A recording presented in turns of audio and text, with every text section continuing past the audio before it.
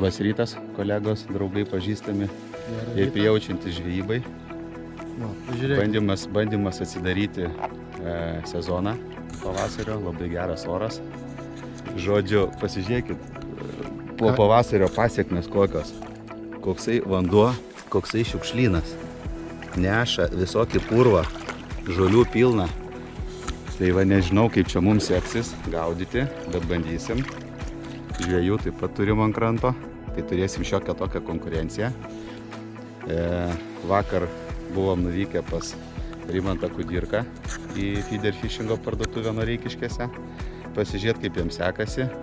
Tai žmogus pasidalino su mumis savo patirtim, davė keletą patarimų neblogų, parekomendavo keletą pozicijų jaukų, receptą susimaišėm ir bandysim, žiūrėsim, kaip tenais mums gausis.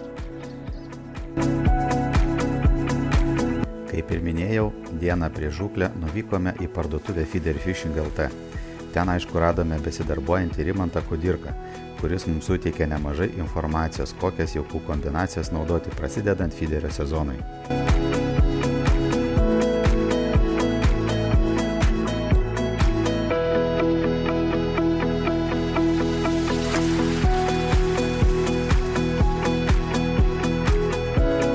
Jeigu kalbant apie pačią parduotuvę, tai čia yra visko nuo A iki Z, kas reikalinga feederiniai žūkliai ir ne tik.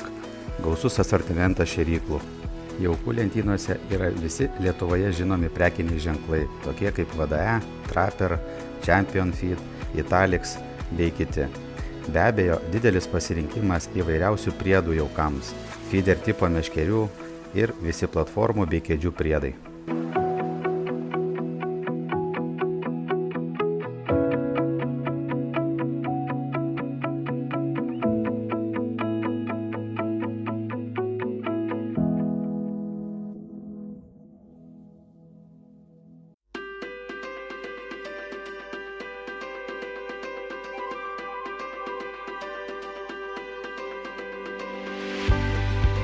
Pirmas bandymas išmėginti Atoros feederiuką 3,90–120 užmetimo. Nusipirkau dar pernai metų sezono pabaigoje, nebuvo progos jo išbandyti. Tai va pasižiūrėsim, kaip jis atidirba žuvį. Iš pirmo žvilgsnio meškerė labai gerai atrodo padaryta. Truputį seva kamštinė dalis. Meškerės ritės laikiklis yra Fuji, labai kokybiškas. Toliau žiedai išploninti, be syko viduj, kas išlengvina feederį. Žodžiu, feederiukas smagus rankoje. Žiūrėsim, kaip žuvį atidirbinėja.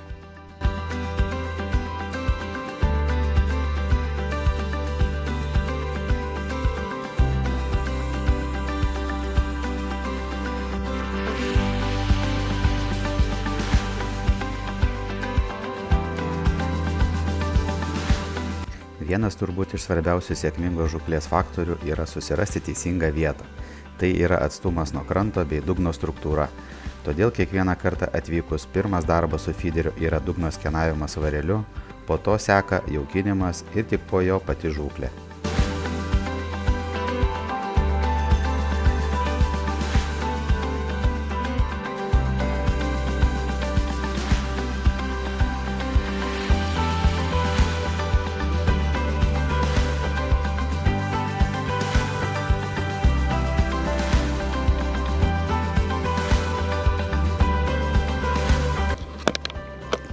Startui imam pavadėlį 60 cm ilgio.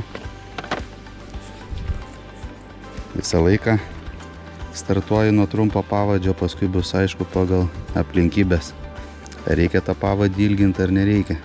Masaliukas startui bus irgi va. Keli dzikeliai ir porą matiliukų užkabinsim.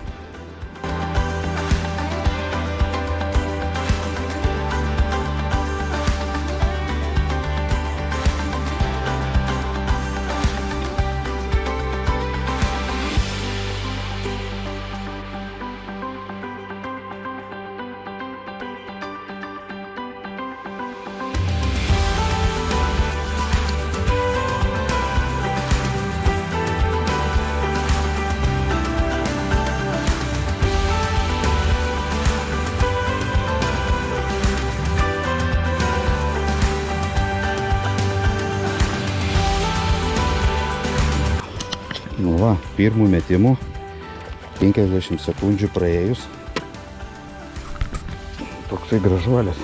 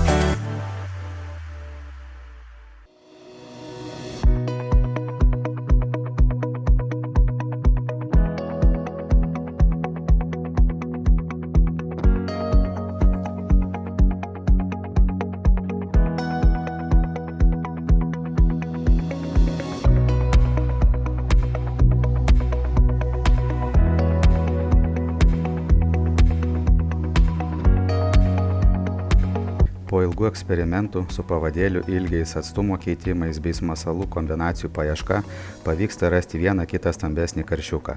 Žvejybos sesiją baigėme 4 po pietų. Ką galiu pasakyti apie bandytą toros fiderį? Meškerė gerai atidirba žuvį, puikiai susitvarkė su šiandienos karšiokais, blankas yra greitos akcijos. Pagal kainos ir kokybės santykį, sakyčiau, jis tikrai vertas tų 70 eurų.